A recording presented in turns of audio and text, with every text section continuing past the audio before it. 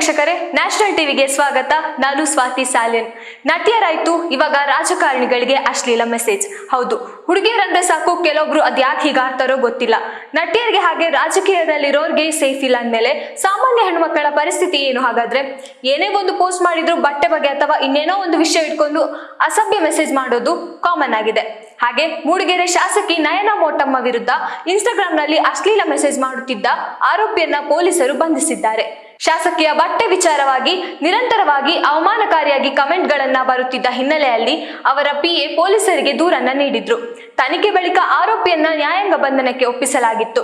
Cyber ಕಿರುಕುಳದ ಬಗ್ಗೆ ನಯನಾ ಮೋಟಮ್ಮ ಸಾಮಾಜಿಕ ಜಾಲತಾಣದಲ್ಲಿ ಪೋಸ್ಟ್ ಮಾಡಿ ಆಕ್ರೋಶವನ್ನ ವ್ಯಕ್ತಪಡಿಸಿದ್ದಾರೆ.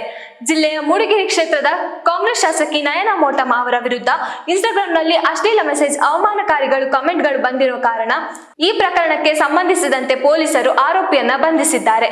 ರಾಮನಗರ ಮೂಲದ ಯಕ್ಷಿತ್ ರಾಜ್ ಎಂಬ ಯುವಕನನ್ನ ಮೂಡಿಗೆರೆ ಪೊಲೀಸರು ಬಂಧಿಸಿ ನ್ಯಾಯಾಂಗ ಬಂಧನಕ್ಕೆ ಒಪ್ಪಿಸಿದ್ದಾರೆ.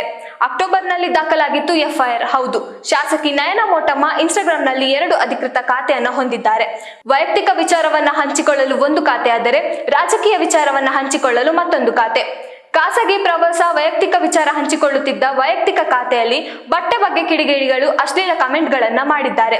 ಈ ಕುರಿತು ಮೋಟಮ್ಮ ಅವರ ಪಿಎ ಸಂಸುದ್ದೀನ್ ಅವರು ಕಳೆದ ಅಕ್ಟೋಬರ್ ತಿಂಗಳಲ್ಲೇ ಮೂಡಿಗೆರೆ ಪೊಲೀಸ್ ಠಾಣೆಗೆ ದೂರನ್ನ ಸಲ್ಲಿಸಿದ್ರು.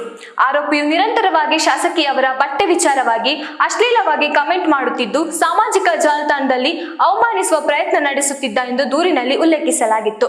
ದೂರು ದಾಖಲಾಗುತ್ತಿದ್ದಂತೆ ಪೊಲೀಸರು ಪ್ರಕರಣವನ್ನು ದಾಖಲಿಸಿ ತನಿಖೆ ಆರಂಭಿಸಿದ್ದಾರೆ. ತನಿಖೆಯ ಬಳಿಕ ಬೆಂಗಳೂರಿನಲ್ಲಿ ಕೆಲಸ ಮಾಡುತ್ತಿದ್ದ ಯಕ್ಷಿತ್ ರಾಜ್ನನ್ನ ಬಂಧಿಸಲಾಗಿದೆ.